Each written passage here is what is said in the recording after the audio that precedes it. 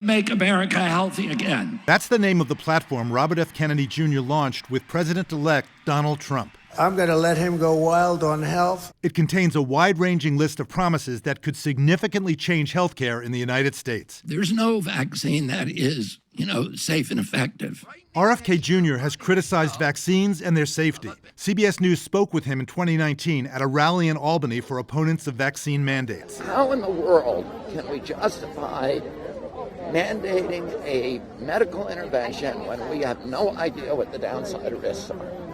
How can you even do that as a doctor, as a physician? And you feel that we have absolutely no idea what the downside is with all the studies that have been done, the more than 25 that have been looking for and shown no link between MMR and autism. My daughter has autism. Dr. Richard Besser is the former acting director of the Centers for Disease Control and the current head of the Robert Wood Johnson Foundation. We have the best vaccine system in the world. RFK Jr. has been critical of this, right? He has said it's not evidence-based in terms of testing and the safety and the efficacy. What do you think about that? We have so many checks and balances in our vaccine system here. It gives me confidence as a pediatrician that I can recommend a vaccine to a patient and feel certain that it's been shown to work and to be safe. Kennedy has also claimed fluoride is associated with arthritis and neurodevelopmental disorders and says the Trump administration will advise taking fluoride out of the public water supply. What the science tells us about fluoride is that if you consume low levels of fluoride, it will reduce the risk of cavities in children by 25%.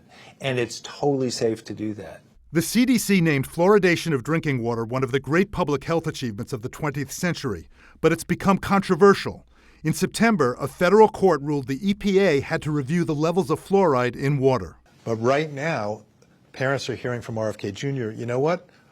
Fluoride can cause all sorts of problems, including neurological problems. What I would say is get your medical information from an expert in health.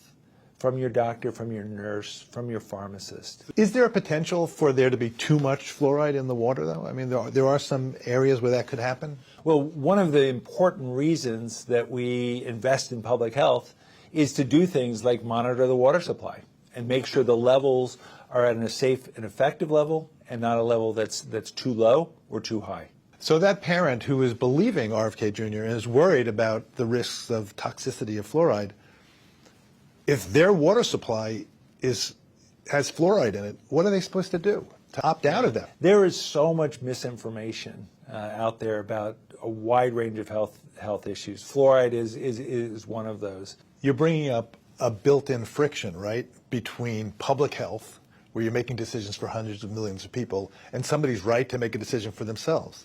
I would push back, though, on the right to choose not to vaccinate your children. As a pediatrician, I know that there's nothing that I did that had more value for the children in my practices than ensuring that they were vaccinated fully and on time. Nothing had more impact. We have 1,000 chemicals in our food that are illegal in Europe. Kennedy has also said he wants to look at the nutritional value and safety of the food we eat. More than 40 million children get over half their calories from the school lunch program. And if you looked at that and said, all right, we're going to get processed food out of the school lunch program, we are going to truly make it a healthy meal, that could have a real impact on the lives of children. And that would be something that both parties could rally around. Where is your worry meter in terms of thinking about public health going forward now? I'm worried because we have not moved forward from the COVID pandemic in terms of restoring trust in public health. And we're in that period of it's going to be a long time to bring it back, but we need to see signs from the new administration that trust in public health is important to them.